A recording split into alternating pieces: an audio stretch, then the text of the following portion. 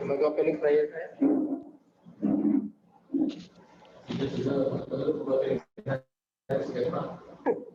Okay lang ba? Sige. Opening si Kuya Frank. Mas kami tayo dyan buti-buti. Sige. Yes, identify the light. Thank you for the light, Lord. Thank you for your another day, Lord, and behaviors and Lord, as we are doing tonight, give us knowledge and wisdom, open our spiritual eyes to understand your word and to learn from your word. We know you, with your words, Lord, and let our heart be cultivated so, Lord, that yes, to be Lord, talaga as well. And lead us by your Holy Spirit.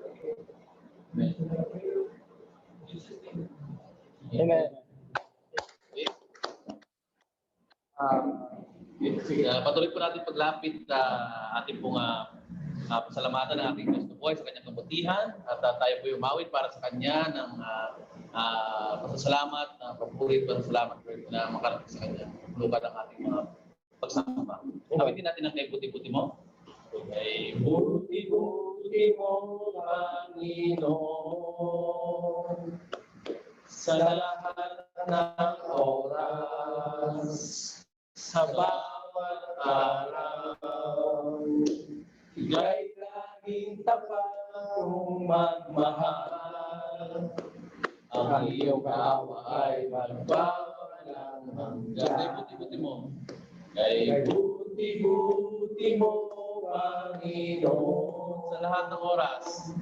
Sa lahat ng oras, sa bawat araw, ika'y laging tapat kong magmahal.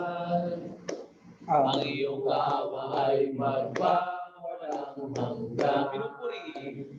Pinupuri, sinasamba kita, dakilang Diyos at Panginoon. Tunay kang ika'y walang katulad, tunay kang ika'y di nagbabago, mabuti ang Diyos na sa amin ay nagmamahal. Pinupuri, sinasamba kita, dakilang Diyos at Panginoon. Tunay kang ika'y walang katulad, tunay kang ika'y di nagbabago, mabuti ang Diyos na sa amin ay nagmamahal. For the last time, pinupuri,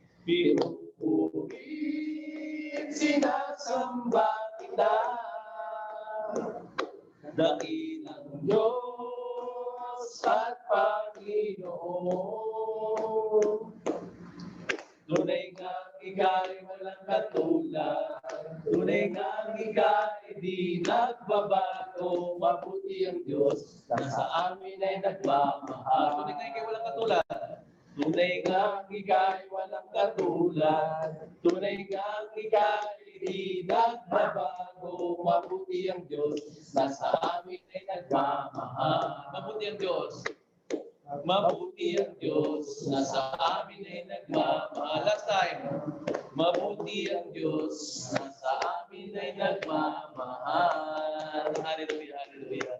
Balikan muli, maraming salamat po na sa inyong tulungan ng aming papurit awitin sa inyong kabutihan sa amin. Maraming salamat po Lord sa inyong punang pinagkakatiwala ang gawain ito. Kayo po ang mamuna sa amin, Lord God. Sa inyo po, Lord God, ang aming puso't isipan, Lord God, sa pag-aaral na ito. Kung aming sinasama nga dalangin na may papuri pa, salamat po sa mapagpakila. Sa tanging pangalan ng iyong anak na si Jesus Cristo na aming Panginoon at sa lilit na kapagligtas at sa banal ng Santong Espiritu. Amen. Amen. Sige. Ayun, nandito na kasama na pala natin si Ate Ruth. Gandang gabi po, Ate Ruth. Kuya Ernesto, Kuya Ate Ruth. Gandang gabi po.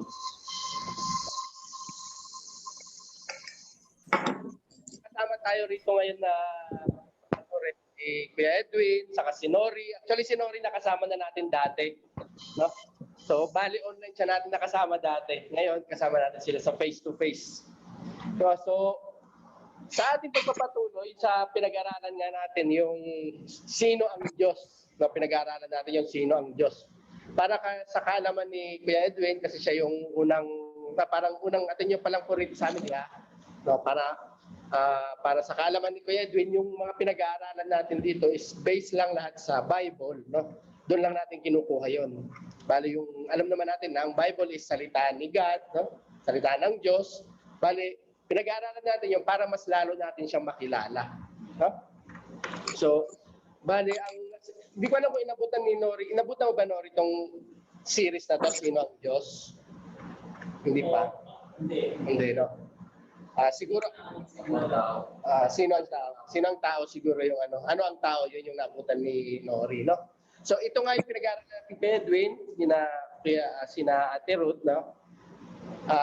Nakaseries nga po ito na sino ang tao, sino ang Diyos, sino ang Jesucristo, tapos sino ang Espiritu Santo. Yun yung pag-aaralan natin na yung gabing ito yung sino ang Diyos. Na kailangan nga natin makilala para mas lalong tumaas yung pananampalataya natin sa Kanya. No? Mas makilala natin siya ng lubusan. Kasi sa totoo lang, sa atin lahat, marami tayong interpretasyon kung sino ang Diyos. No? Lalo kung nung hindi pa tayo nakakakilala, may kanya-kanya tayong paniniwala kung sino yung Diyos para sa atin. No? May mga tao na dinidefine nila yung Diyos para sa kanila, yung pansarili lang nila. Ang basihan nila, kung ano yung nakagisnan nila sa pamilya, kung ano yung nakita nila sa TV, napanood nila sa movie, no, nabasa nila sa comics, no? Kung yun yung mga basihan nila. Pero ang dapat nga, sabi nga rito, kilalanin natin ang Diyos ayon sa kanyang mga salita, no? At yun ang Bible, no? Doon balik sa kanyang Bible. Mayroon ako rito i-share.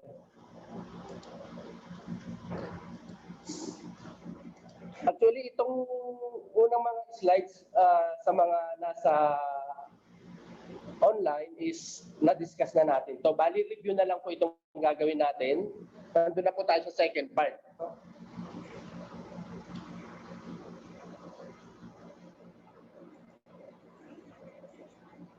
So, ito yung unang pag-aaral natin. Nabutan mo to, Nori? Hindi, no? Okay, so ito yung pag-aaralan natin. Sino ang Diyos, no? Kaya sabi nga rito sa introduction natin, yan.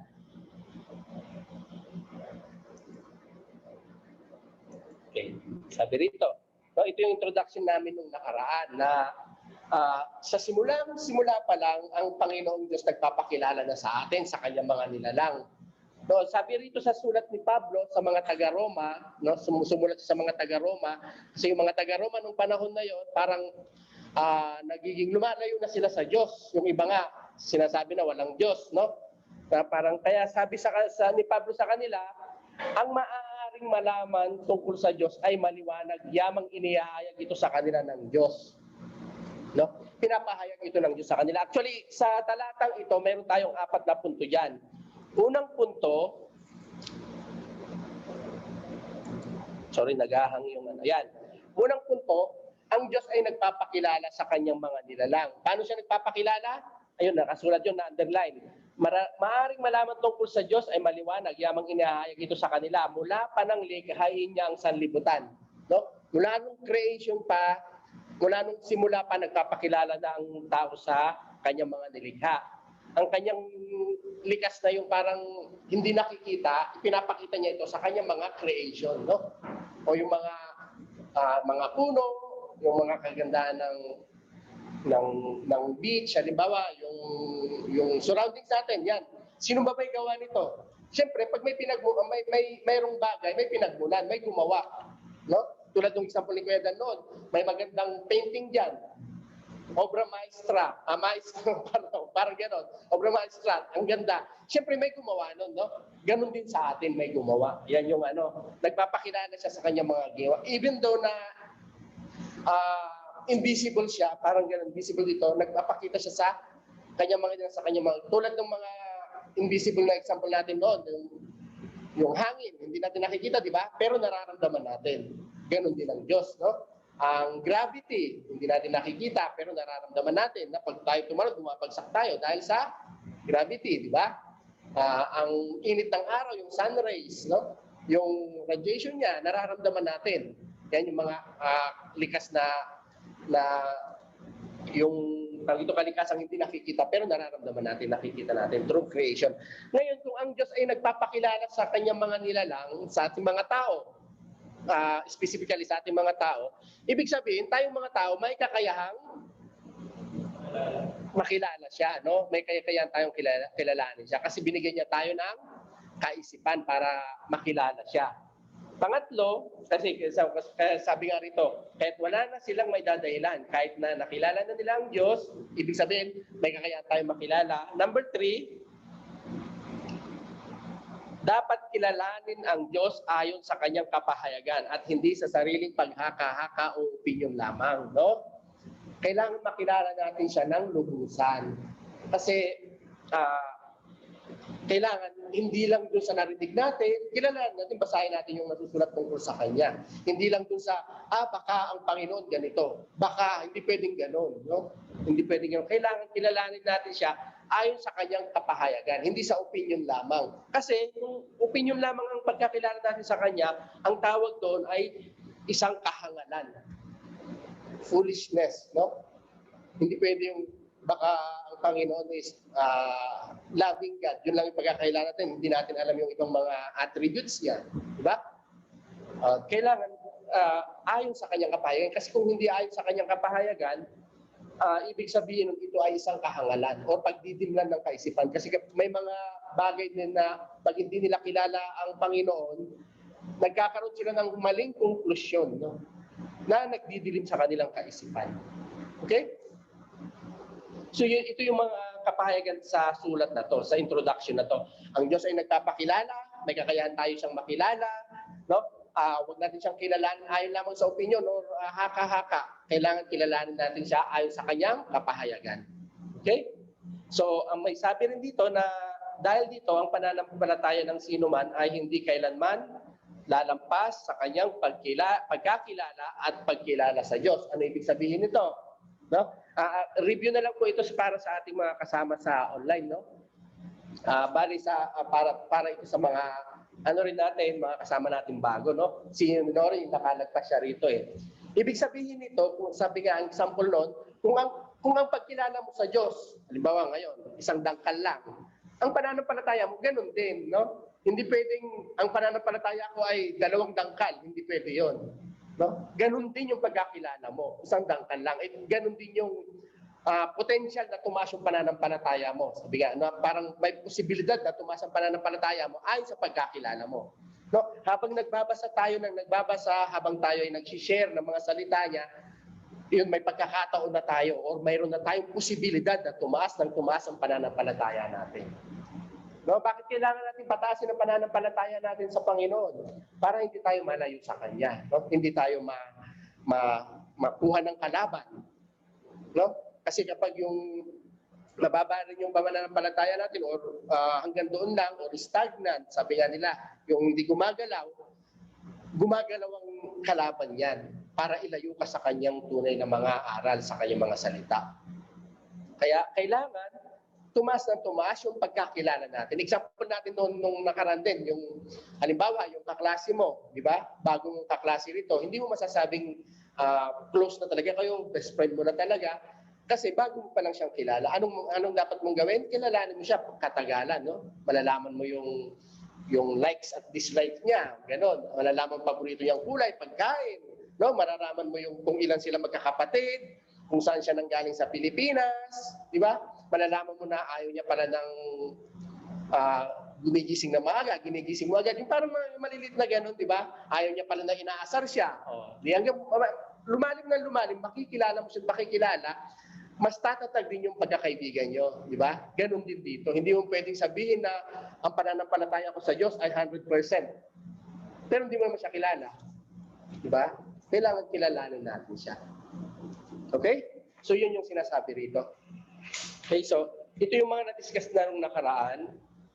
So tinanong din natin sino ang Diyos. Ang Diyos ay maraming pahayag tungkol sa kanyang sarili. Ang mga ito ay matatagpuan natin sa kanyang mga salita. ang Biblia. Doon natin makikita, no? Hindi sa science book, hindi sa math books, no? Dito sa Bible. Ito yung sabi nga natin, love letter niya sa atin. Kung ito'y love letter niya sa atin, kailangan nating basahin, di ba? Kung mahal natin sa buhay, ang asawa natin, girlfriend natin, anak natin, nagbigay sa atin ng sulat, babasahin mo ba? Siyempre, di ba? Ulit-ulitin mong basahin dahil mahal mo siya, no? Kada words doon, ulit-ulitin mo. Gusto na nanamnam mo yung kahit hiling man yan, kada I love you yan, bilang na bilang mo yun, paulit-ulit mong binabasa, no? Kaya ganun din yung Bible. Hanggat maaari, ulit-ulitin nating basahin hanggang sa maintindihan natin yung sinasabi ng Panginoon para sa atin. Okay? So ito yung pahayag ng Panginoon para sa atin lahat. Review na lang to. Siya ang Diyos na lumalang sa lahat-lahat, no? Lahat nasa langit, nasa lupa, sa ilalim ng lupa, sa ilalim ng tubig, lahat ng nasa nakikita natin sa universe, yung mga between, mga araw, lahat yan siya may lalang lahat-lahat, no? Kung siya may lalang lahat-lahat, na makapangyarihan talaga siya, no? Pangalawa, sabi ang Diyos ay may katakdaan sa bawat bagay na nangyayari dito sa mundo. Parang kumbaga sa author, di ba may sumulat ng libro, siya yung may author doon, siya yung may akda. Ito yung mangyayari, ito yung nakaplano sa buhay mo, parang ganito, no? Ito yung nakatakda para sa iyo. Kaya alam niyo na parang mga nakatakda sa atin, tayo na lang yung kung paano natin ito i-accept sa buhay natin. Kung susunod ba tayo sa Panginoon, kasi binigyan tayo ng free will, no? Isa sa pinakamagandang bigay ng Diyos sa atin ay free will. No? Hindi tayo robot. Mayroon tayong kakayang mag-isip para sa ating sarili. No? So, binigay sa atin yan dahil mahal tayo ng Diyos. Yung katumbas ng love niya is free will para sa atin. Okay? So, may katakdaan ng bawat isa. Kung siyang may katakdaan, ang Diyos ang may plano para sa kanyang mga nilalang. Tayo yon. May plano siya para sa atin. Okay? So, mula noon pa man, no, bago pa niya likhain yung mga tao, ang plano niya, maging anak niya tayo. Anak ng Diyos. Tayo mga anak ng Diyos. No, nawala lang yung plano na yon nung nagkasala si Adan at Eva, di ba? Nagkasala sila, naliko na yung landas natin doon. Pero hindi tumigil ang Panginoon, no? Talagang after nung kasalanan na yun na ginawa nila, on that moment gumawa siya agad ng paraan. No? Sabi niya, ipapadala ko ang aking bugtong na anak, no? Na magka-crush doon sa nanloko sa kanila sa ahas. No? Yun ang plano niya, ibalik pa rin tayo sa kanyang plano na maging anak niya tayo. No? Yung mga tumanggap sa Panginoong Hesus na Savior niya, na Lord sa Panginoong Hesus, tayo yung mga tinatawag niya anak. Okay? Tayo yung anak ng Diyos. Yun yung plano niya. Okay? Pang-apat, hindi ko na masyadong didiscuss no kasi pero itong susunod magkano tayo. No? Ang Diyos ang hahatol sa lahat ng kanyang mga nilikha. No? Hindi lang puro lumalang, loving God, forgive the God, kundi siya rin ay naghahatol, no? Yung sa mga tao na ayaw sumunod, yung mga disobedient na tao, yung talagang mas pinili nila yung sarili nilang kagustuhan habang sila'y nabubuhay, may hahatol na Diyos para sa kanila, no? Hindi panghabang buhay yung palagi pag may katapusan, yung sinasabi natin na forgiveness ng God, no? Kailan yun? Kapag namatay ka na. Okay? So kailangan, kung alam natin na may hahatol, ibig sabihin pag may hahatol, may kasalanan yun, di ba? O kailangan, mag-repent tayo sa ating mga kasalanan. Di ba? So yun ang pagpapakilala ng Panginoon para sa atin, no? Welcome po, Ate Kenneth, Ate Ruth, Ate Aprilyn, welcome po. Buti nakahabol po kayo. Opo sir, kakauwi lang po. Kakarating lang po. Okay. Actually, review pa lang kami. Nagsisimula pa lang kami. Okay po sir. Yung dating nyo. No, ngayon mag-i-start tayo sa bagong topic natin. No?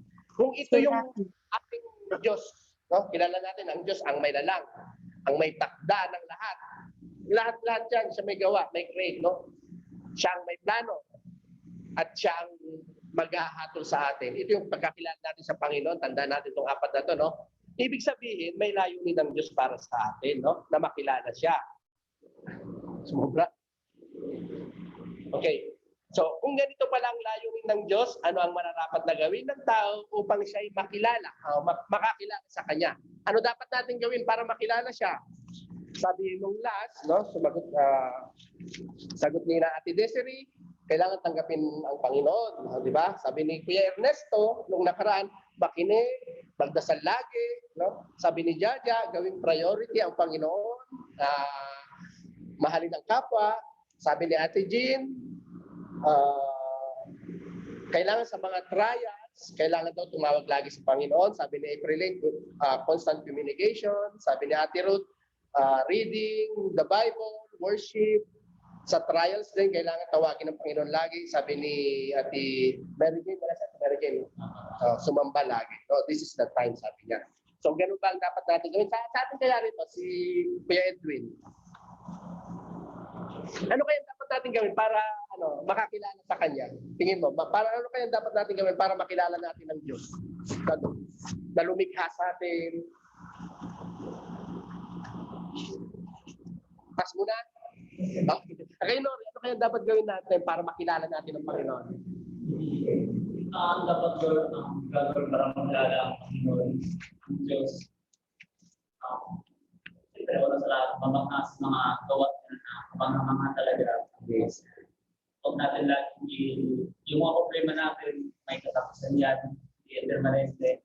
At saka, gumagawa talaga ang isang paraan para tayo maging mabuti. So, ang tao na yun, titingin mo, lilingon kung paano niya yung sarili niya magpapasok. Okay. Amen. So, may bago-bago pa tayo dyan. Sige, okay lang naman lahat. No? Okay. Si Sir Jung kaya, wala kayo naman.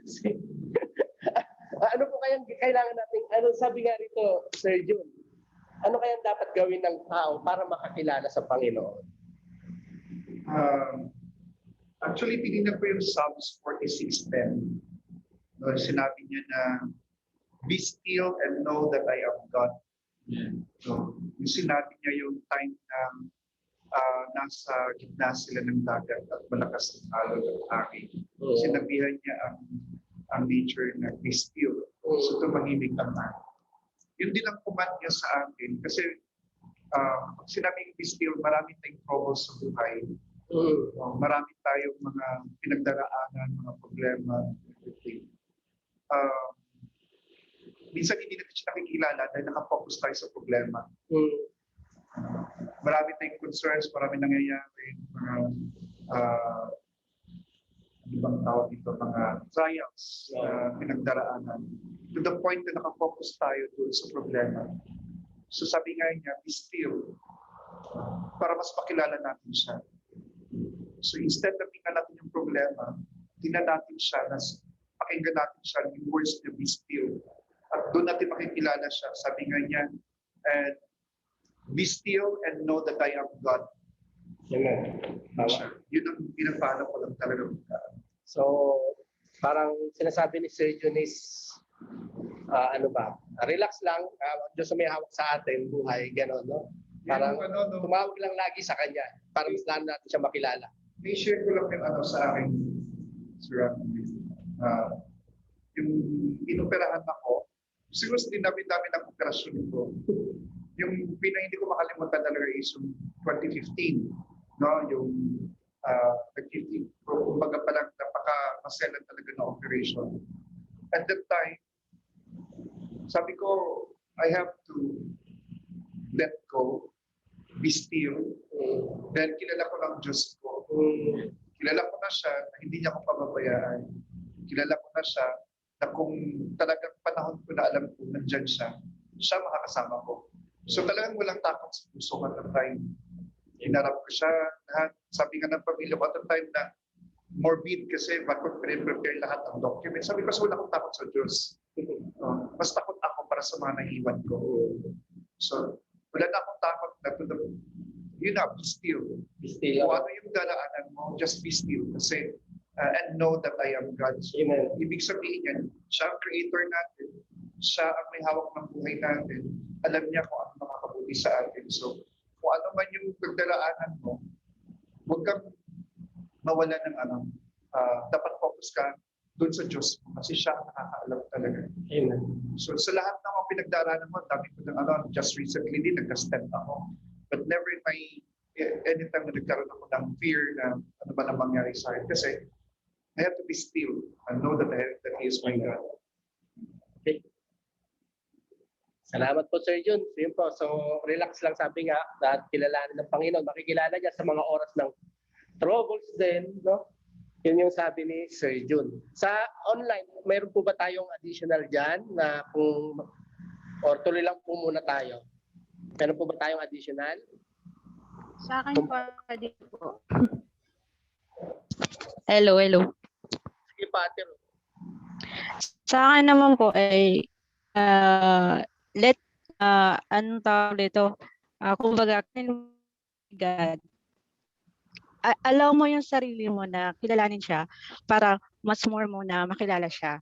Kasi kung hindi mo i-allow yung sarili mo na kilalanin siya, useless lang lahat. Yun lang po. Amen. Okay, so bigyan ng no, yung sabi ni Ate Ruth. Sige, tuloy tayo. Tignan natin yung mga kasagutan natin last week.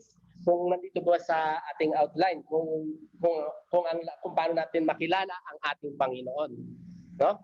Tapos saka tayo mag-sharean ulit, no? Unang-una, sabi rito, hanapin ng tao ang Diyos, no? Sabihin natin, inahanap ko naman Hinahanap ba natin talaga, no? Hanapin ng tao ang Diyos. Paano raw ba natin nahahanapin, no? So, unang-una para makilala natin, siyempre hanapin natin siya. Sabi rito, paano natin mahanap? Okay. Babasa natin kay Kuya Ernesto. Maganda yung ano ni Kuya Ernesto dyan, yung mic niya. Babasa po Kuya Ernesto.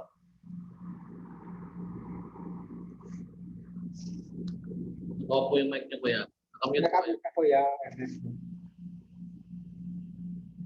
Sige. Narinig mo? Nakamute ka, Kuya Ernesto.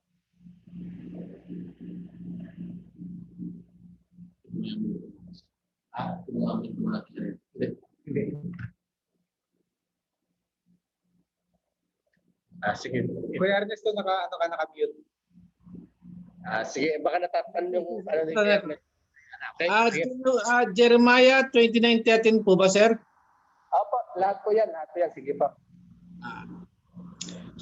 Jeremiah 29:13. At inyong hahanapin ako at masusumpungan ako. Pagka inyong sisiyasatin ako ng inyong buong puso, ang tanging dahilan kung bakit hindi masumpungan ng tao ang Diyos ay sapagkat hindi siya naghahanap. At kung naghahanap naman siya ay hindi ng buong puso. Kung hindi tunay na bibigyan ng panahon at pagsisikap ng tao ang paghahanap sa kanya, hindi niya dapat na asahang makikilala niya ang Diyos. Amen. Salamat po Kuya Ernesto. So, yun daw paano natin hahanapin ang ating Panginoon? Paano natin siya hanapin? No? May tanong dito, paano natin masasabi na ang ginagawa nating paghahanap ay buong puso? Okay. So, meron po ba tayong gusto sumagot dyan? Paano ba natin masasabi na ang ginagawa nating paghahanap kahit hindi sa halimbawa kahit hindi dito sa pag-aaral natin, kahit sa anumang bagay, paano ba natin masasabi na tayo naghahanap ng buong puso? Yan. Paano ba example dyan? Meron ba tayo dyan? Paano ba natin masasabi? Sige, Ate Kenneth po. Good evening to all. Kagaya ko, 3 years ako magti 3 years ako sa Saudi. Simula pagkabata ako, yung pamilya ko at saka ako naging nagsisimba, nag-worship kasama. Within 3 years and a half, pero dati meron akong group na ginawa na nagsisharing kami ng Bible. Pero nawasak nun kasi nagka-boyfriend sila, ganito, ganyan. Pero as a Christian, iba pag hindi ka naka-share or nakinig sa salita ni God na okay, nagkikinig ka, nagbabasa ka, pero mas iba na nag-share kayo kagaya natin ngayon. hinahanap ko talaga yung word ni God na marinig ko at saka yung about sa atin ngayon na nagsishare tayo bawat isa, yun ang hinahanap ko kasi iba pag wala si God, wala yung words ni God sa na hindi ko ma-share yung words niya, kulang ako. Yan lang po. Amen. Okay, salamat po Ate Kenneth. Ni Ate Kenneth, mahanap niya ang Lord kapag nakakarinig siya ng salita nito, no? At kapag nakakapag-share siya. Sige, meron pa po ba tayong diyan, additional? Paano masasabi na ang ginagawa mong paghahanap sa puso? Sige, tapos sa face to face. Sige, Ja. Paano ba? I think, masasabi ko lang na pag wala ng hesitation, pag buong puso ko na siyang, isa sa puso, like hindi na ako mag-iisip ng kung ano-ano pa at kung malilimit ko na yung paggawa ng kasalanan. Yun lang. Okay. Nalilimit ha, hindi pa mawawala lahat. Malilimit pa na. Okay, sige. Stage by stage. Okay? Sige, salamat Kasi Ja. hindi naman basta-basta, di ba? Sige. Sabi ni Ja, no hesitation. No? Kapag no hesitation na siyang nagpapalo kay God, yun ang masasabi niyang, yun ang tunay na paghahanap. No? Okay, sige. Meron pa po ba sa online?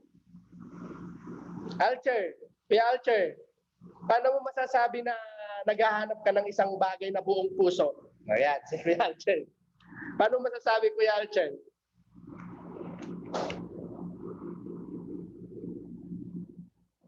Sir, diyan ka ba? Naka-mute. Nakamute ka. Balikan ka na lang namin. Sige, balikan ka namin ha. Sige, dito muna sa face-to-face kung wala pa sa online. Si Kuya Ernesto muna. Sige, Kuya Ernesto. Sige po, Kuya Ernesto. Paano mo masasabi na buong puso kang naghahanap, no?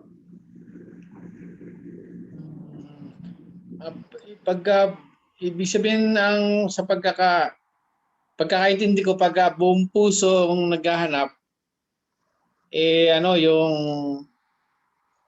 lagi kang naka-ready for sa mga turo ng Panginoon. Ibig sabihin, yun, lagi kang nakikinig, lagi kang handa na makinig at magsaliksik. Tsaka kung matupad mo rin yung mga napapag-aralan mo. Amen. Okay, sige, salamat Kuya Ernesto. Sabi ni Kuya Ernesto, ang ibig sabihin ng buong pusong paghahanap ay laging handa. Parang Boy Scout si Kuya Ernesto, laging handa. Okay, salamat. Sige, dito naman sa face-to-face. Sige, start tayo kay Sir John. Sige, paano nyo Sir masasabi na buong puso ang isang paghahanap? Sa Diyos. Sa Diyos. Kasi pwede, sige, sa Hindi Diyos. sa mga utang. Hindi sa mga nakakautang sa inyo. Sige. Para sa akin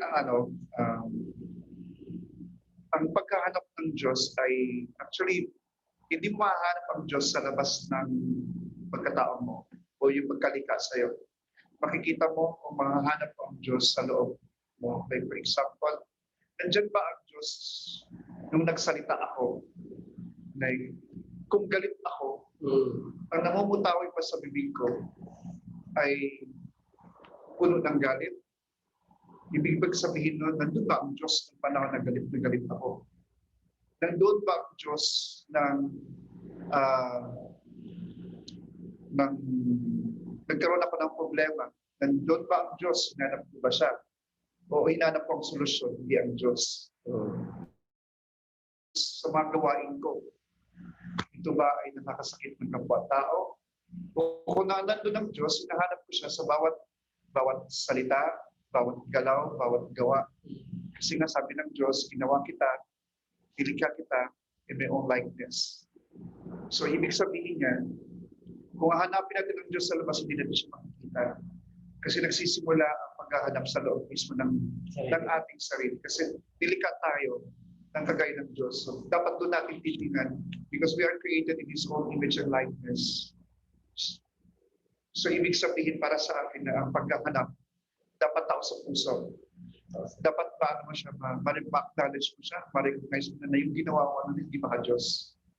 Na mga sinabi ko kanina ay hindi galing sa Diyos. Amen.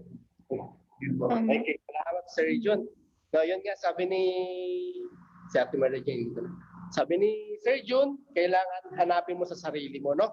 Within yourself, no? Tapos buong puso. Ganun ang tunay na paghahanap, sabi ni Sir Jun. Okay, meron pa po ba?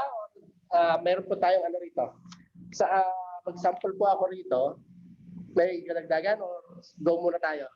Go muna tayo. Sige. Paano ba maghahanap ng tunay at sa buong puso, no? Mayroon ako isang illustration dito. Halimbawa, nung panahon na bagong graduate ako, halimbawa ganon, no? Siyempre, after kong pagka-graduate, gusto kong makatulong sa pamilya, no? Kasi sa tagal na nag-aral, lumagpas nga sa pag-aaral yung graduate ko, yung 5 taon, naging 6 na taon. So, daming gastos. So, ang gusto ko talaga nun, maghanap ng trabaho. Di ba? Sa lahat naman ng bagong graduate, gusto maghanap ng bagong trabaho. No? Sa mga bagong graduate, anong ginagawa nila? Buong puso silang naghahanap. No? Bumibili sila ng Manila Bulletin or Inquirer, lahat yan ng mga dyaryo para lang makita kung ano yung mga bakanting trabaho. Nagpupunta yan sa sulok-sulok ng Maynila para makapaghanap ng trabaho. Nagtatanong-tanong sa mga kapamilya, kamag-anak para makahanap ng mabuting trabaho. No, yun yung isa kong example dito na paghahanap ng masigasig talaga. Nagtatanong-tanong ka, nagsesearch ka, yun ang buong puso. Ngayon nung nakuha naman ako sa isang trabaho abroad, nung araw na bago ako umalis, a day before, nawala yung passport ko. No? Sa bahay lang naman. No, sa bahay, nawala yung passport ko. Hindi talaga rin kami tumigil noon, buong pamilya ni-recruit ko, no? Para maghanap. Kalkalin lahat kung saan nakalagay, lahat ng, pati yung kamag-anak namin na pinuntahan ko, hinahanap namin talaga yung passport, baka nahulog ko ron, no? Ibig sabihin, binigay ko yung oras ko doon, no? Lahat ng resources ko, pati yung mga kaya kong ayain na naghanap ng passport ko. Yun yung tunay na paghahanap, no? Parang gagawin mo siyang top of your list, sabi nga nila, no? Kasi syempre, hindi ka makakaalis kinabukasan eh. O, tigil mo na lahat yung pati nga hapunan namin, no? Tinigil namin yun, tigil mo na kayo magsikain. No? Hanapin din natin yung, tawagin mo yung pinsan natin sa baka naiwan sa tricycle niya, lahat yan. No? Talagang yun na naging priority namin. No? Ang tunay na paghahanap nga, sabi, ilalagay mo siya sa, kung yung passport mong mahaga, di, baka nandyan lang yan. No? Nasa number 7 o number 10 ko pa na priority. Pero gabi na, umaga flight ko na, number 1 na yun. No? Lahat yan, kailangan number 1. Parang ganun ang tunay na paghahanap sa buong puso. Sabi nga, no? With all your hearts, hindi ka titigil hanggat hindi mo nahahanap. No? Kasi kailangan mo yun eh. Ganun din sa ating Panginoon. Kailangan natin ng Diyos sa buhay natin, di ba? Hindi tayo titigil, gagawin nating top priority at maglalaan tayo ng oras. Yun yung sinasabi rito na buong puso. Kaya yun yung sa part ko. Baka may share din kayo po yan. May share din po kayo. Welcome po Ate Mary Jane. Actually, ito yung verse na to sa Jeremiah 29:13. Ito po ay isang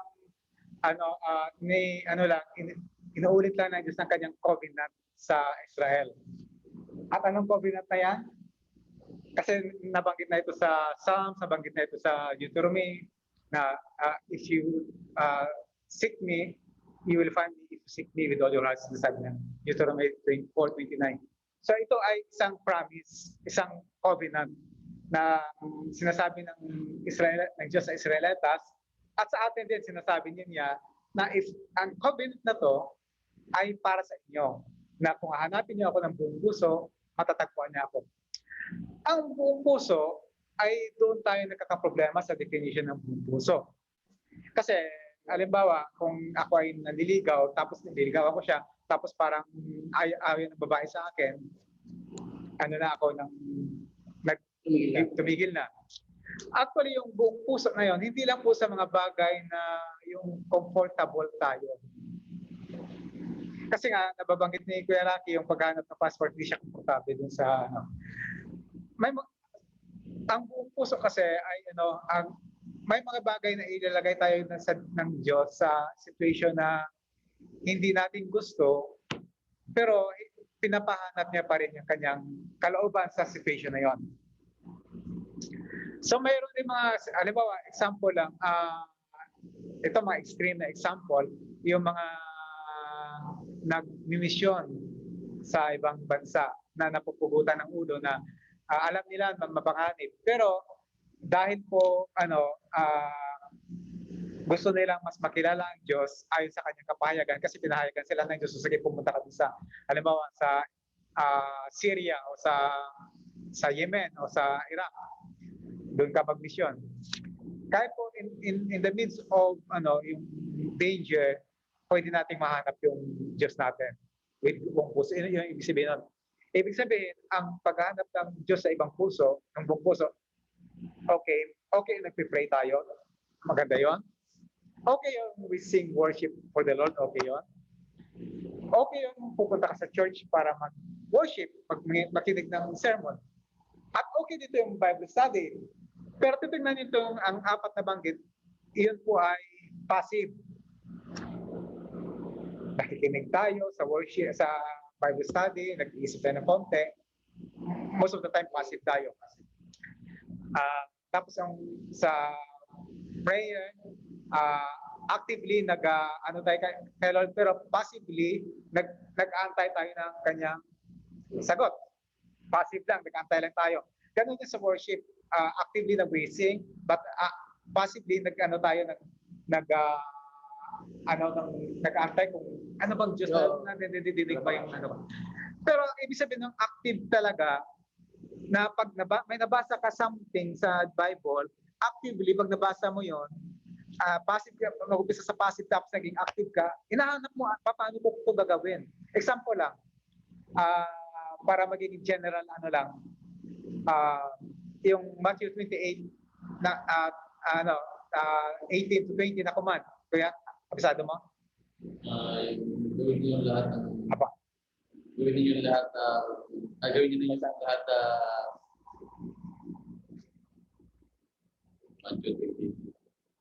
all the power is given to me, all the authority is given to me. Now therefore go and make disciples of all nations, baptizing them in the name of the Father, Son, and the Holy Spirit, and teaching them to obey all the commandments that I have commanded you. Sabi doon, teaching them to obey all the commandments that I have commanded you. All, sabi niya. Ang sabi dito, all your heart. Sabi doon sa all commandments. So, ibig sabihin, paano mo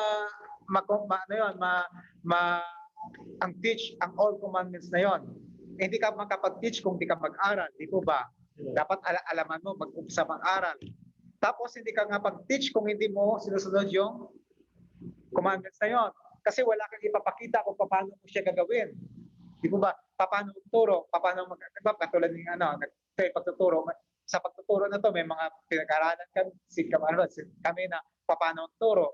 Paano titingin sa estudyante, paano kung estudyante mo patulog-tulog. Parang teacher. So lahat ng mga ito, kung hindi natin magagawa, kung hindi natin walang practical steps, tandaan natin, practical steps. Kung ikaw ay nag-umattend ng Bible study, kailangan after that may practical steps. Kasi kung walang practical steps, hindi mo pa ginagawa yung with all your heart. Nakikinig ka pa lang. Okay lang yung nakikinig ka. Maybe next week hindi ka makagawa. Maybe next month. Maybe next year ka pa makagawa. Hindi po ba? Depende sa estudyante yan sa sa tinuturuan, sa pag-response. Ang lang doon, kuya, with all your heart, ibig sabihin lahat po ng areas ng buhay natin, komportable man tayo o hindi, dapat hanapin natin ng Diyos. Katulad ng example na to, ang pagtuturo na ito, nagiging komportable lang kami kasi nagiging lifestyle na. Pero sa totoo lang, kung bago ka magturo, mas maganda manood kay Tulfo. O ng balita, o sa TV, o Netflix, ganon. Ganon siya. So, ibig sabihin, lahat ng areas ng buhay natin, lahat ng areas na hindi ko tayo komportable para basta inutos sa atin ng Diyos, gampanan natin. Yun po yung all your heart. At makikita natin yon ang mga commands na yon sa Bible, sa love letter ng Lord. Okay? Kaya nga po, dito tayo lagi nag-umpisa sa Bible. Amen. Salamat po. No? So, tayo dan. So, napakaliwanag, no? Kailangan yung kung paano maghanap ng wholeheartedly or yung sa buong puso, kailangan wag hindi lang sa ito yung sa mabuting panahon, kaya ganoon din sa kahirapan, naghahanap pa rin tayo, no? Kahit hindi tayo komportable, sabi nga, no? Wag basta-basta mapapagod o magsasawa. Ayan. Panahon at pagsisikap, yan dalawang bibigyan natin, no? Kung hindi tunay na bibigyan ng panahon at pagsisikap, hindi natin makikita ang Panginoon. Okay? Yan yung dalawang sangkap diyan, no? Time at yung patience natin, no? Okay? So meron po bang additional dito tayo sa online? Additional? Any reaction? Okay, wala po. Diretso po tayo. Maliwanag naman po 'yon. Maliwanag po sa atin. Maliwanag po. Opo, Oo. sir. Nakikinig lang po. Proverbs 3:5, trust in the Lord with all your heart po, sir. Nasa Proverbs. 3:7. Okay. Proverbs 3:5. Proverbs 3:5. 3:5. Hanggang 7. 3:5 na. Okay. Proverbs 3:5 to 7. Okay, so i-check natin po mamaya na. 5 to 7. Okay? Thank you. Salamat po. Ako yan, gusto ko lang i-stress yung panahon at saka pagsisikap. Kasi yung, di ba, yung panahon ay time. Nabanggit natin na nakaraan, ang paghahanap sa Diyos ay dapat may oras ka. Di po ba?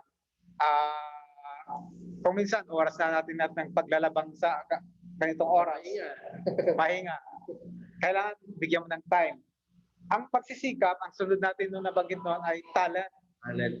Di ba, talent? Kung ano yung talento mo, gagamitin mo sa paghanap sa Diyos. Ito yung pagsisikap. Actually, wala dyan ng yung treasure. Yung treasure, ibig sabihin, yung mamuhunan ka naman.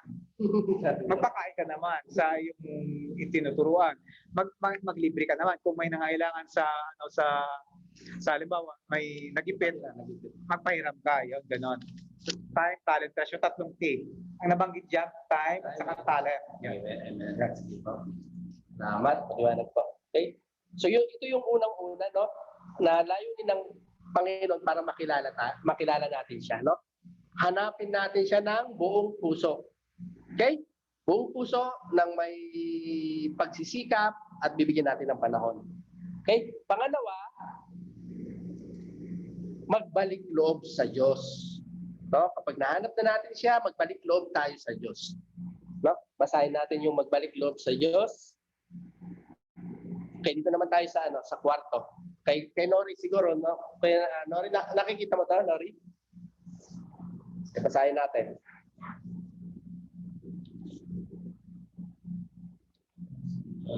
Medyo maliit. Yan. Yung sa layo na tayo. Ano ang gusto ng Diyos? Dito na tayo sa ikalawa. Magbalik loob sa Diyos. Okay. Ikalawa, balik loob sa Diyos. Sige po. Sige. Okay. Dalawang description ng bagay dito, ang pagsisisi wala sa kasalanan at pananampalataya. Walang pananampalataya tunay kung wala namang pagsisisi ang gayon man. Walang tunay na pagsisisi kung wala namang pananampalataya. Mga kapatid, ano ang gawin natin? Pagsisihan ninyo, talikdan ang inyong mga kasalanan at magpabautismo kayo sa ngalan ng Jesucristo upang kayo ay patawarin.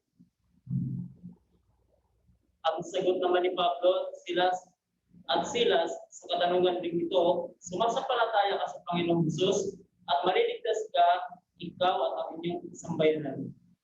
Sambayan. Okay. Okay, no? Yun po. So, sabi nga rito, ang pangalawang gawin natin ay magbalik loob sa Diyos. No, dito sa unang introduction natin dito, di ba, sabi rito, dalawa ang bagay sa expression na to. Magsisi sa kasalanan at manampalataya, no? Magsisi tapos manampalataya sa Panginoong Hesus. Walang pananampalatayang tunay kung walang pagsisisi. No, kailangan mayroon tayong repentance, no? Pagsisisi. Dito sa binasa ni Kuya Nori rito, itong Gawa 2:37-38, bigyan ko lang kayo ng konting background dito. Ito yung kinakausap ni Pedro yung mga Hudyo nito noon, no? Kinakausap niya sila dito na sinabi sa kanila na kayo yung nagpapako sa Panginoong Hesus, no? Kayo yung mas pinili niyo si Barabas na magnanakaw na maligtas kaysa ang Bisaya na ang ating Diyos na nakaluklok ngayon sa kanang kamay ng ating Panginoon Diyos Ama. Mas pinili niyo siya, no? Na ipapako niyo siya. Kayong mga Hudyo, kayo yung mga nagpapako sa ating Bisaya, sa ating Diyos, sabi rito. Ngayon, nung sinabi sa kanila nito na sa mga Hudyo, na sabi nga rito, nang marinig nga nila ito, nasaktan ang kanilang puso. No? Nasaktan, na-realize nila. No, kasi ang salita ng Diyos kasi, di ba, alam natin yan, sabi nga sa, ang salita ng Diyos ay buhay. Tumatakbo siya sa kalamnan, sa kaluluwa. No? Alam ng Diyos kung saan kahihipuin. Ngayon, yung mga Hudyo na to, naramdaman nila, nagkamali sila. Nagkamali sila, naramdaman nila na mali yung nagawa nila. Mas pinili nila yung magnanakaw, hindi nila pinaniwalaan ang ating Panginoong Hesus. Kaya sabi nila, anong sabi nila kay Pedro at sa mga apostol? Anong gagawin namin? No? Anong gagawin namin? Kailangan may gawin sila. May action silang gagawin. Sabi ni Pedro sa kanila, magsisi, magpabautismo, ang bawat isa sa inyo sa pangalan ni Jesucristo at sa ikapagpapatawad ng iyong mga kasalanan. Magsisi, no? Magsisi ibig sabihin, ito sabi nga rito, ano ba yung ibig sabihin? Kung naalala ko lang yung sabi nga ni Kuya Dan, ang ibig sabihin ng magsisi sa Greek word is metanoia, no? Metanoia. Ibig sabihin, meta, after, beyond, or change, or nos, or mind. May change of mind. May pagbabago. No? May sabi nga nila, 180 degrees. Kung dati paputungo ka sa kasalanan, nalaman ng mga Hudyo no, na nagkasala kami. May pagbabago. May ngayon, nag-change yung mind nila. Ngayon, tinatanggap nila, anong gagawin namin? Tinatanggap namin ang Panginoong Hesus na siya ang aming Savior, na siya ang aming Lord. Anong kailangan namin gawin? Nagsisi sila. So, ibig sabihin ng metanoia or meta means afterthought or change of thought. It is commonly understood as transformative change of heart. No? Nagbago ang kanilang paniniwala, pananampalataya, no? Nagbago ang kanilang pag-iisip.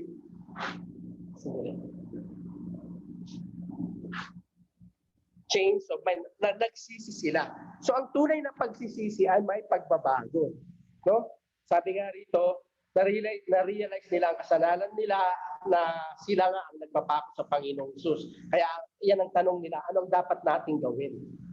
Naramdaman nila yon na tumama sa kanila yung salita ni Pedro doon sa kanila. Kaya kailangan silang gawin, magsisi sa kanilang mga kasalanan. Okay? Kailangan silang baguhin sa kanilang mga, i-admit nila na sila ay makasalanan, nagkasala sila. Ganon din sa atin. No? Kailangan ma-realize natin na tayo ay nalayo sa Panginoon. No? Hindi natin siya, sabi nga kanina, pag ginanap mo siya, buong puso, bigyan mo ng priority. Kung noon, hindi natin siya nabigyan ng time. Hindi natin siya nabigyan ng priority. No? May mga maling gawa tayo noon na against sa turo ng Panginoon. Kailangan natin pagsisihan yon. Admit natin yon. No?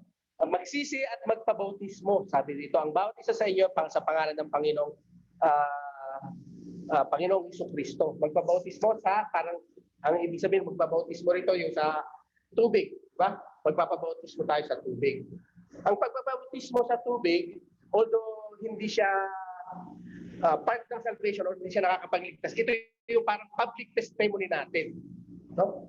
Kasi alam naman natin na tayo naliligtas sa ating faith, sa ating Panginoong Hesus. No? No? Sabi nga sa Ephesians 2:8, for by grace you have been saved through faith. No? Hindi sa, not by works. No? So, ang pagbabautismo is parang halimbawa, naging USDI estudyante ka. Anong kailangan mong gawin? Isuot mo yung uniform para ma-identify ka. No? Identify ka, USDI yun. Ganon din dito. No? Ma-identify ka na sumusunod ka sa Panginoong Hesus, no? Na isa kang Christian kapag nagpabautismo ka. No? Ito may, sabi nga rito sa Greek, ang bautismo is baptizo. Is essentially deep or immerse. No? Not sprinkler. Ha? Hindi yung musik-musik ha. Malinaw yan. Kailangan lubog sa tubig. Submersion of the whole body beneath the surface of water, no? So baptizo sa Greek, ang ibig sabihin ng baptizo is submerge. Yung bautismo, submerge. Okay? Submersion sa buo. Itong mga sample na ganyan. Yan, lubog. Dilulubog sila. So, itong example dito sa Thailand to, 600 ang nabaptize yan, no? Sabay-sabay sa ngalan ng ating Panginoong Hesus. No? Tignan nyo ito, kahit hindi sa dagat, basta may isang well na ganyan, basta lubog, okay na yon. Basta lubog siya. No? Yun ang ibig sabihin ng baptizo or pagbabautismo. Ano ibig sabihin ng pagpapabaptize sa tubig? Ito ay pampublikong patutuo. No? Nagpapatutuo tayo na tinatanggap ko ang Panginoong Hesus, ako'y nagkasala, no? Ako'y makasalanan, ngayon ako'y magbabago, ako'y nagre-repent. Humingi ako ng kapatawaran sa aking mga kasalanan. No? Tinatanggap ko ang aking ang Panginoong Hesus na aking tagapagligtas na may ligahan ng lahat. Okay? So yan yung tinatawag na baptism. Yan yung sinasabi rito. No, sabi rin dito kay Pablo, sabi nga paano ba kami tinanong din ng mga mga jail guard yata yung nagtanong kay Pablo at Silas ito. Ang sagot nila, bago doon, sige po. Bago doon, may tanong ba sa na-share ni Kuya Rocky sa Gawa 2:37-38 dito sa loob at saka sa online? Mayroon bang hindi maliwanag? Yung pagsisisi at sa bautismo. Sige po. Sige. May tanong ba muna?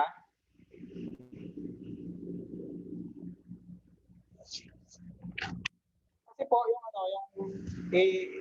bigyan ko lang din na pag nagsisisi ka, ibig sabihin, ang tunay na pagsisisi ay mayroon kang panampalataya sa Diyos.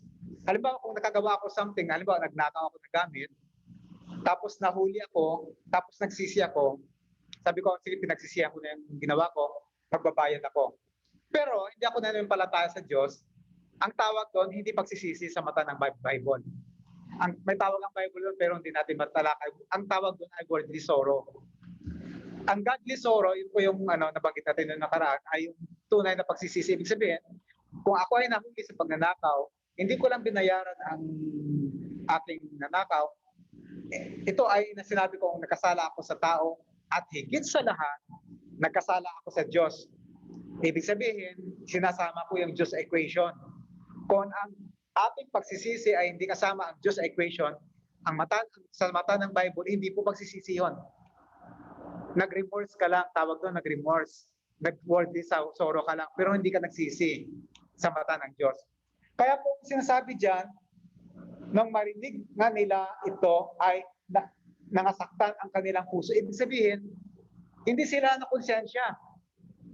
Kasi ang taong pagnanakaw, pwede siyang makonsensya. Halimbawa, kaya ako ay may nasaktan na tao, pwede akong makonsensya sana dahil nasaktan ko siya. Pero ito, hindi po ito nakonsensya ang ibig sabihin yan. It's more than a consensya. Ibig sabihin, na-convict ka ng banal na espiritu na ikaw ay kaya nasaktan mo ang Diyos, hindi po yung tao. Halimbawa, ako ay nakasala sa kay Kuya Rocky, ako ay na-convict, nasaktan. Hindi po dahil nasaktan ko si Kuya Rocky, secondary si Kuya Rocky. Ang totoo na-convict ako, nasaktan ako dahil nasaktan ko yung Diyos unang-una. Lagi ang nasa Diyos, laging nasa equation ang Lord. Si Kuya Rocky, siya po yung ang instrumento na pinakita ko na sinasaktan ko yung Diyos. Nagets natin, mga kapatid? Iba po yung konsensya ka lang, iba po yung na-convict ka ng banal na espiritu. Iba po yung nagkaroon ka rin ng remorse, iba po yung nagsisisi ka na kasama ang panampalataya. Yung pong ibig sabihin nun. Ulitin natin. Ang pagsisisi ay kasama lagi sa equation ang Diyos. Kung ang pagsisisi sa atin ay hindi kasama ang Diyos, ang tawag doon ay remorse lang. Nag-remorse ka lang. Nagpipikati ka lang. Hindi ka talaga nagsisisi. So, yun po yung ibig sabihin ng nakasaktan ang kanilang puso. Okay. May additional po ba sa online? Parang mayroon kung gusto magdagdag. May gusto magdagdag ba? May katanungan? Mayroong nais i-clarify sa mga nabanggit na? Any reaction? So, Wala ay, naman po, sir. tatandaan natin yon. Ang pagsisisi kasama ang Diyos ay gracious. Sa April, Ate April, sige po, Ate April. Wala po, sir. Nakikinig. Okay. So maliwanag po yun, no? Maliwanag po yung sinasabi natin dito na ang tunay na pagsisisi, yung may pagbabago, no? Tapos kinukonsider din natin, kinukonsider lagi natin ang Panginoong Diyos, no? Siya yung unang-unang nasasaktan natin pag nagkakaroon tayo ng mga kasalanan. Okay? Malinaw po ba 'yon? Para tayo, actually itong sin na to, no? Itong sin na to nung tinanong sila, ano bang gagawin natin? Anong gagawin namin mga kapatid? Sabi niya, tinanong yung si Apostol at si Peter. Sabi nga, yung sinabi na magsisi at magpabautismo, alam niyo kung ilan yung nagsisi noon, nagpabautismo? 3,000 nung araw na yon. No, nagsisi sila. Tinanggap nila ang Panginoong Jesus as a Savior, no, as their Lord. Nagsisi sila nung araw na yon. 3,000 ang nadagdag nung araw na yon. Okay? So sabi nga rito, ganun din yung sagot dito sa gawa ni Pablo at Silas sa katanungan sa kanila nung ang pagkakaintindi kung tama yung mga jail guard doon. Sabi nga nila, sumampalataya ka sa Panginoong Hesus at maliligtas ka, ikaw at iyong sambahayan. No? So yun, maliwanag yun na kailangan sumampalataya tayo sa Panginoong Hesus. No? Yun yung pinaka-kailangan para tayo ay maligtas, tulad ng sinasabi natin kanina sa Ephesians 10.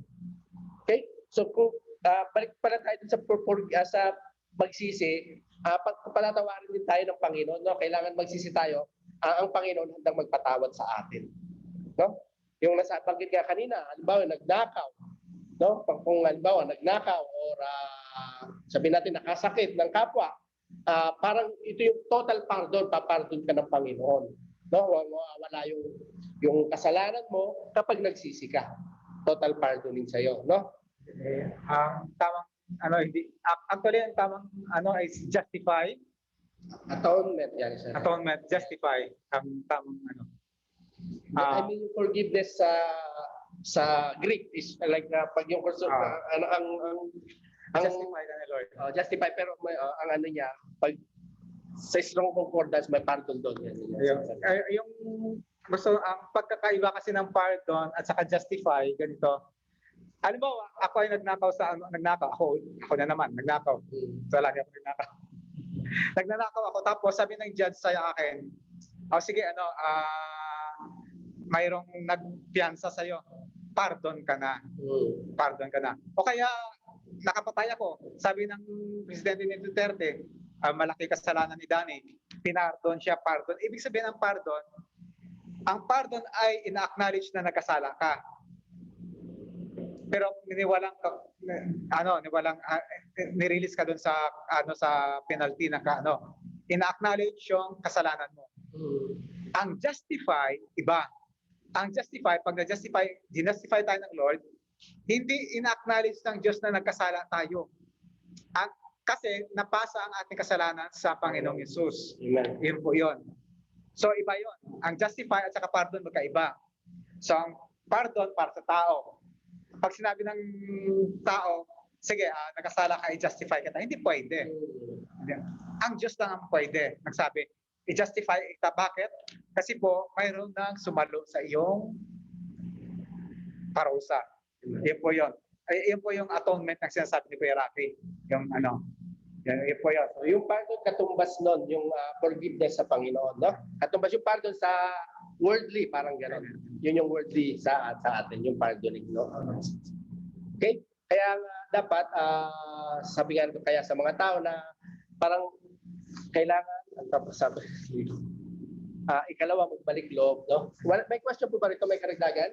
Yung pagbabalik loob, yung pagsisisi na kailangan may action, may pagbabago sa buhay natin, nagre-reflect, no? Okay? So, ang pangatlo, kung walang question dito, ulit na yung medyo nag-aang siya. Okay. So, anong gusto ng Diyos? Una, hanapin, magbalik loob. Ang pangatlo, sumunod sa Ebanghelyo. Ito yung nabanggit din ni Kuya Dan kanina. No? Sumunod sa Ebanghelyo. Ano ba yung Ebanghelyo? Or gospel or mabuting balita. Ano ba yun? Ibasahin natin dito. Okay, kay Kuya Edwin naman siguro. Nakikita mo dyan? O malay. Okay na, sige. Sige, Kuya Edwin. Sa mula sa una, sige, hanggang dulo. Sabi ng isang libro, sabi ng Okay. ayon din naman apa yang tidak ada palataya atau tetapi bahwa angkat timbayan ay tunay na posisi pada palataya ay ang bunga ng penting ko Okay na po dyan, Kuya. Sige, okay na po dyan. Sige. Okay lang, okay na po dyan. Medyo malayo. Maliliit yung text, sorry po. Okay, so yun nga, no? Sabi nga rito, gayon din naman, no? Ang patay na pananampalatayang walang kalakip na gawa, gayon din naman patay ang pananampalatayang walang kalakip na gawa. No? Faith without action is dead. Yun yung may very popular na verse. So, ang katibayan ng tunay na pagsisisi at pananampalataya ay ang bunga nito ng mabuting gawa. Paano makakagawa nito? Mamaya, discuss natin yun. So, maliwanag yun, no? Sabi nga nila, ang isa sa kailangan na makita sa isang Kristiyano kung siya ay lumalago, yung mismong sarili niya, no? Nakikita siya, parang siya mismo, hindi pa siya nagsasalita, nakikita na sa kanyang sarili na nagkakaroon siya ng bunga, no? Pero tandaan natin, no, yung paggawa ng mabuti, hindi yun ang magliligtas sa atin, no? Yung ang nagliligtas sa atin yung pagtanggap natin sa Panginoong Hesus na siya tagapagligtas. Pero ang isang Kristiyano ay gumagawa ng mabuti dahil siya ay ligtas na, no? Ligtas na siya. Ito bunga na lang to, bunga na lang. Hindi siya gumagawa para siya ay maligtas. So, nakukuha natin yung pagkakaiba sa online. Ang isang Kristiyano ay nakakagawa siya ng mabuti, natural na lang lumalabas sa kanya. Kasi dahil sa kaligtasan na natanggap niya, gusto niyang i-share. Gusto niyang i-share, no? Parang nagre-reflect sa kanyang buhay yung binigay sa kanya ng Panginoon. Hindi siya gumagawa ng mabuti para siya ay maligtas, no? Hindi yun ang yung rason niya. Sabi nga rito, so paano makakagawa ng mabuti, no? Sa pamamagitan niya sa Panginoong Hesus, no? Sa Panginoong Hesus pa rin. Tinanggap namin sa Diyos ang kaloob na maging apostol upang ang lahat ng bansa ay ito yung tinatawag nating Great Commission, no? Yung pinakadakilang utos sa mga mananampalataya sa atin, yung binanggit ni Pedro kanina. Okay? So, sa pamamagitan niya, sa akay na pananampalataya at pagsunod sa Kanya, no? Kung gawing alagad ang buong bansa, i-share ang kanyang ebanghelyo. Ang ibig sabihin ng ebanghelyo is evangelion, parang evangelion sa Greek po ba yun? Greek, good news, no? Good news. Anong good news nga yun, no? So yan, yung good news, ito yun, yung evangelion. Yung four gospel, di ba? Di ba? May Mark, Matthew, Luke, andyan tayo. Yan, ito yung good news, no? Ito yung mabuting balita ng Panginoon, ang salvation natin. Kailangan pala, halimbawa ikaw, may nakuha ka na mabuting balita. Sabi nga natin, halimbawa, si Kuya Chris, pumunta siya halimbawa sa isang lugar, narinig niya doon, may gamot na pala ang COVID, 100% free. Parang gano'n, madali lang, may gamot na. Sa sarili niya ba yun? O isi-share niya sa kanyang mga minamahal. Unang-una yan sa mga minamahal. Siyempre, isi-share niya, di ba? Ganun din dito. Nakakita sila ng gamot or salvation. Diba? Yung gamot para maligtas tayo sa ating mga kasalanan. Siyempre, gusto natin i-share yun. No? I-share natin sa ating mga na kilala, sa ating mga, of course, unang-una sa pamilya natin. Di ba? Pamilya. Tapos susunod siya sa friends natin, kaibigan, sa relatives.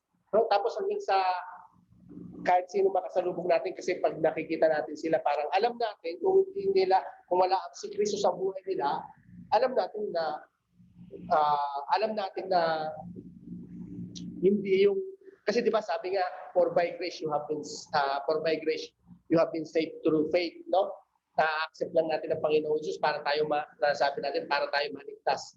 Alam natin, pag wala sa kanila ang Kristo, sa buhay nila, wala sa kanila ang Diyos, hindi sila maliligtas. Meron akong tanong sa atin dito para maging practical yung ating pag-aaral, paging Kristiyano. Paano mo nalalaman kung anong pinapagawa sa iyo ng Diyos? Ulitin ko ang tanong. Bilang mga Kristiyano, paano mo malalaman ang pinapagawa sa iyo ng Diyos? Ako ay magturo. Sige, dito sa online. Ate April, tama ba? Opo, sir. Sige po. Nalalaman po natin yung gusto ng Diyos na gawin natin. Para sa akin, sir, is yung way po niya na binibigyan niya tayo ng challenge Challenge. True sa buhay. Ano pa? Ang pinaka-obvious na pinapagawa sa atin ng Diyos na inutos niya, ano yon? Paano natin malaman? Based on Bible, nabasa ko, magpakarami kayo at i-share nyo ang words ko para maligtas ang lahat. Yun lang po. Sino pa po ang mag-share sa online? Kuya Ernesto, paano mo malalaman na ang pinapagawa sa iyo ng Diyos? Yung pinaka-obvious na pinapagawa sa iyo ng Diyos? Yung bawat sa mga tao makikita nila na yung pagka-Kristiyano mo bilang isang Kristiyano, makikilala ka na ikaw ay Kristiyano. Yun. Halimbawa, sa bahay mo may magkakaroon ng gawain halimbawa. Or sa ibang sasama ka sa mga gawain.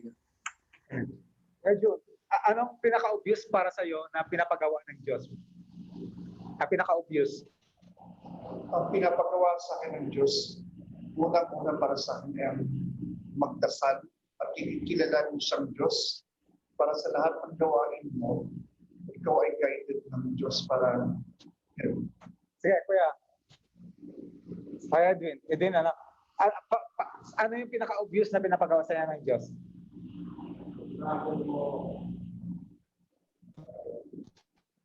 Ano ba? Dasal. Pray din.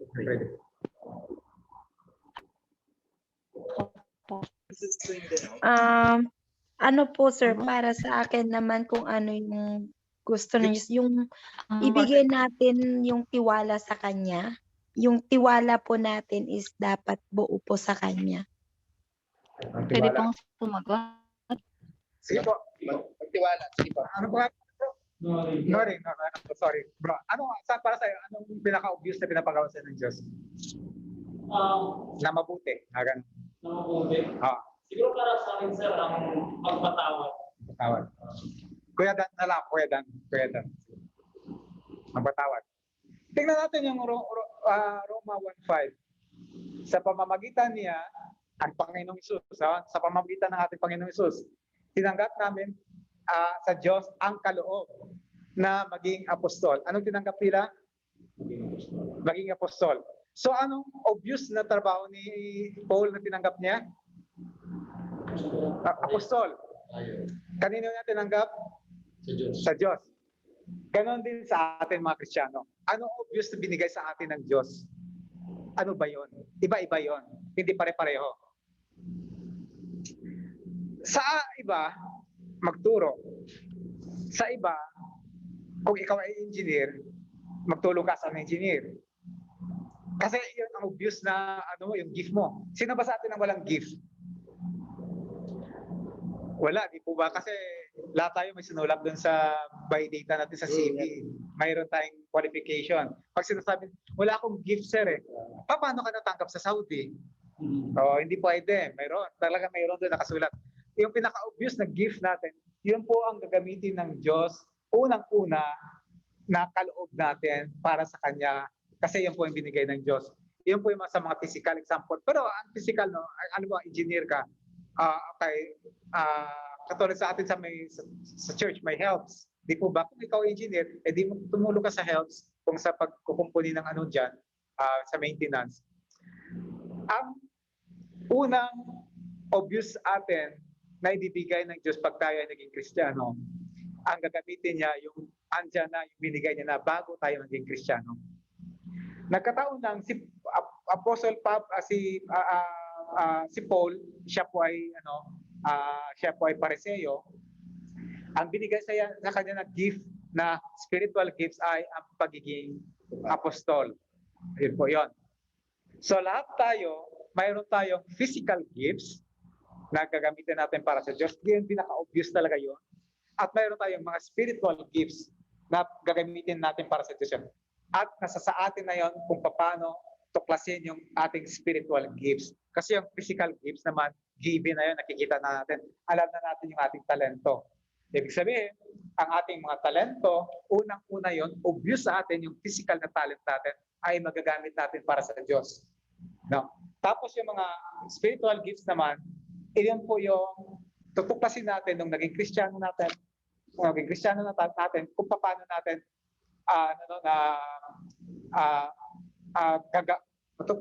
matutuklasan natin kung ano po yung mga gifts na yon.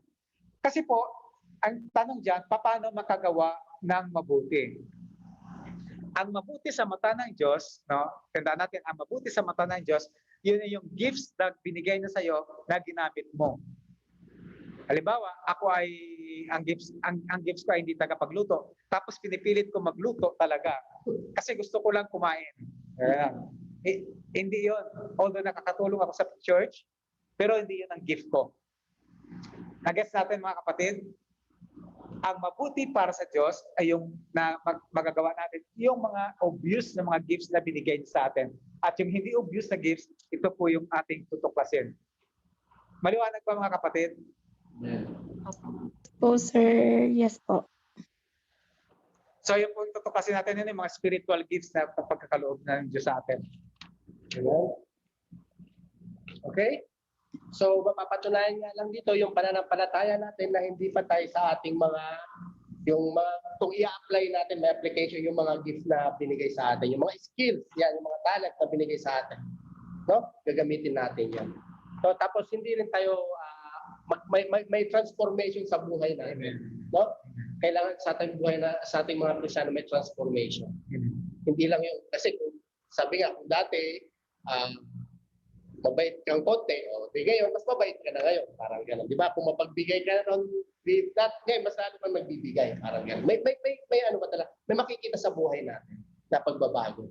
No? Kaya yun ang sinasabi rito na transformation. No? Na kalakip na gawa. You're still working. Mali natin lahat yun, no? Na hindi tayo You're still working. Okay? Yes po. Okay, so ito po yung tatlo, no? Gusto ng ating Panginoon para sa atin. Tapusin na po natin sa Diyos. Actually, conclusion na eh. Okay? So, hanapin natin ng Diyos. May karagdagan ka doon, kaya please. Doon sa pangatlo, sumunod na ilagang nila. Okay, diretso lang. Diretso na lang. Ano lang yung hanapin, magbalik loob sa Diyos, ang sumunod. Makikita natin lahat sila active sila. Hindi sila passive. Okay, no, may action. Action, ibig sabihin. Kasi pag hindi ka naghanap, walang action, ibig sabihin nun, drawing lang yon. Okay. So, salita lang yun, no? Salita lang yun. Okay. Isang gabibig lang. Okay, so, conclusion na po tayo. Basahin ko po rito sa conclusion. Ang conclusion, tapos po tayo dito sa ating pag-aaral na to. Mabuti ang Diyos at mabuti ang layunin niya para sa atin. Sa ating mga napag-aralan. Nilikha niya tayo upang siya'y makapiling natin sa walang hanggang buhay. Kung hindi kikilalanin ng tao ang Diyos, ay bigo ang layunin na ito para sa Kanya. Kaya naibigay na ng Diyos ang lahat na kailangan natin. No? Nandito na lahat yun. Kailangan natin siya. No? So, ito na yung pagkakataon natin na sabihin natin na, okay, ang Panginoon naman ang manguna sa ating buhay. No? So, kung i-accept natin ang Panginoon, yun ang kailangan natin gawin. Hanapin natin siya lagi at i-accept natin siya. Okay? So, any question? May karagdagan ba sa ating lahat dito? Stop natin. Diyan po sa online, may karagdagan po ba o katanungan para tungkol sa ating pag-aaral na ito? Kung actually yung mga ibang start po nito is nakashare po dun sa group natin. No? Na-add mo na ba si Ate Mary Jane doon? Yan natin si Ate Mary Jane doon para ma-review din natin kung may katanungan din tayo doon. No? Or kung may katanungan kayo, message nyo lang din po kami. Nandun po kami sa Messenger. Nila Kuya Dan, nila Kuya Chris, nila Sir John. No? Kung may katanungan po tayo. Susunod. Yes. Ate Jane, baka may tanong ka, Ate Jane. Tayo po nakakayan. Okay po. Sa susunod na pag-aaral natin, na pag-aaralan naman natin, sino ang Panginoong Jesucristo. No? Okay? So, see you ulit next week. May katanungan po ba? Sina Ate Ruth, nandiyan po si Ate Ruth, ay wala na siya. Nandiyan pa rin si Ate Ruth. Oh. Ate Ruth, may katanungan pa o karagdagan? Additional po? Alaan sa akin lang po is when you experience the yung gifts ni God, talagang may enjoy mo. Yun lang yung nami-miss ko talaga. Yun lang yung nami-miss ko. Totoo. So, makakasama ka pa namin ng matagal. Matagal yan sa Bible study natin. Okay? Sino ba rin? Si Ate Jean. Yan po. Si Mary Jane. Ate Mary Jane po. May karagdagan po o katanungan? Ako? Pasensya na tatapatin ko kayo. Nakita ng amo ko yung ginagawa natin. Ngayon, ang sabi niya sa akin, pagka daw mabisita siya, inaantok ako. Pero pagka daw nakikipag-usap ako sa iba, hindi daw ako inaantok. Ang sabi ko naman sa kanya, hinihintay ko naman ka kung dumating yung bisita mo. Sabi kong gano'n, na ikaw lang naman ka ako nagpaakit sa akin at para matulog ka na. Sakto naman ka kung naalala ko tong Bible study, pinakita ko pa nga sa kanya yung kayo Sabi ko, ano naman ka akong masama doon? Study naman ka yun. Sabi kong gano'n. Yun ang sinabi niya sa akin, pagka daw may bisita, inaantok. Tapos pagka daw sa ibang tao, hindi ako inaantok. Sabi ko, Diyos ko, baka ako utak meron pang amo ko. Sabi mo natin, sige, pagputihan mo pa yung trabaho. Naiiyak na lang ako na hindi ko maintindihan. Naiiyak na lang ako. At totoo rin po yun natin. First lang na sa pagsubok sa iyo, ate. Kaya nawala ako sa, hindi ko alam yung sinasabi niya. Kita mo natin, masipag ka, pagka antok na antok kasi pag-inom ka ng kape, sabi mo sa amo, mainom muna ako ng kape para mapagsilbihan ko kayo. Yun. Kaya lahat ng gagawin natin, it's all for the glory of God. Apo. Kahit para sa amo natin, mag-aaral tayo, magkatrabaho, gawin natin maayos kasi ang metataas natin ang Diyos. No? Actually, maganda yun ate yung sinashare mo kasi when we work para sa mga we see to it na we are not working for them, we are working for the Lord. Kaya pinagpuputihan natin. Okay. Yun, ganun siya. Wala na po bang karagdagan? Sir John, baka may karagdagan po kayo tungkol sa ating pag-aaral. Wala na po? Okay. Sige, kung wala na karagdagan, pwede mag-open na po. Hindi po. Mukhang nanggugulo na naman yung sina Bolt, tsaka sina Bolt ba pa lang? Bolt, tsaka Opo, sir, kanina pa po. Sige, close na po siguro tayo. Mag-open po tayo ng camera. See you next week po, no? Opo, sir. Alcher, baka dyan na. Alcher! Hello? So, see you next week. Sige dyan. Okay, sige po, mag-close po tayo. Sige po. Sige po. Close po. Sige, tayo manahing muli. Hallelujah. Hallelujah. Maraming Diyos, banal na pinakamakapangyarihan sa lahat. Father God, isang pa, maraming salamat po, Lord God, sa natapos naming gawain. Maraming salamat po, Lord God, sa tagumpay, naming mga nakamit, Lord God, sa araw na sa labing ito, Lord God. Kung saan, Lord God, nakapakinig po kami, Lord God, nakakain po kami, Lord God, ng spiritual na pagkain, Lord God, na nagmumula sa inyo. Maraming salamat po, Lord God, sa mga salita niyo po, Lord God, na ngayon, Lord God, ay nasa aming puso, nasa aming isipan, Lord God. Nawa, Lord God, ito, Lord God, ay mapagyaman namin sa aming mga puso, Lord God. Maraming salamat po, Lord God, sa lahat, Lord God, namin natanggap sa mga oras na ito. Father God, tarayin po namin sa inyo, Lord God, patuloy niyo po kami, Lord God, pagkaingatan, patnubayan, proteksyonin niyo po kami, Lord God, sa gagawin pang iba, Lord God. Talayan din po namin sa inyo, Lord God, na patuloy niyo po kami, Lord God, ingatan, at nawa po, Lord God, walang buwang ang kaaway sa aming mga buhay. Manatili po, Lord God, ang aming presensya, Lord God, na nasa inyo lang, Lord God. Patuloy kami, Lord God, nalalapit sa inyo, dudulog sa inyo, Lord God, at mananalangin, Lord God. Maraming salamat din po, Lord God, sa aming mga nakasama, Lord God, maging sa online, Lord God, at dito po, Lord God, sa face-to-face, Lord God. Maraming salamat po, Lord God, na mga po, Lord God, ay patuloy, Lord God, na kami po, Lord God, ay mag-aaral at makikinig, Lord God, na inyong mga salita, Lord God.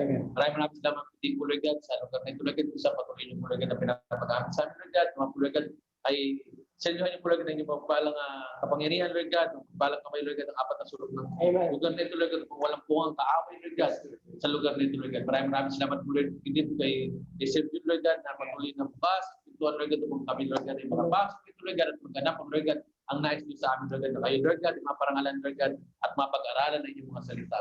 Maraming salamat po, Lord God. Maging, Lord God, sa aming pag-iwan ng ulay, na namin sa inyo, Lord God, na patuloy niyo po kami, Lord God, magkaingatan, Lord God, at nawa, Lord God, magkaroon po kami, Lord God, ng nakapahingahan, limbing na pagtulog at panibagong lakas sa panibagong bukas. Muli, Father God, tinatanong po namin, Lord God, na daw sunod na linggo kami po, Lord God, sama-sama muli at mayroon kaming oras, Lord God, na malalaan sa inyo, Lord God, at kayo, Lord God, ay papurihan at mapag-aralan ng inyong mga salita, Lord God. Maraming salamat po muli, Lord God. At dahil hindi po namin sa inyo, Lord God, ang kabuuan ng aming pamilya sa Pilipinas, Lord God, patuloy niyo rin po sila, Lord God, ingatan, paglabayan at pakilayo niyo po, Lord God, sa masakit, especially, Lord God, sa COVID-19, Lord God. Maraming salamat po muli. Pagpalayan niyo po, Lord God, maging aming mga kumpanya, Lord God, na patuloy na lumago, Lord God, ang aming mga kumpanya. Kung patuloy, Lord God, dumali pagpapala mula sa inyo, patungo sa aming kumpanya, patungo sa aming mga pamilya. Maraming salamat po muli, Lord God, sa inyo lamang po namin tinataas ang magpupa, pinapamataas na papuri, pagsamba, pagluwalhati, pagdakila, sa tanging pangalan ng iyong anak na si Jesucristo na aming Panginoon at sa gabay patnubay ng banal na Santong Espiritu. Amen.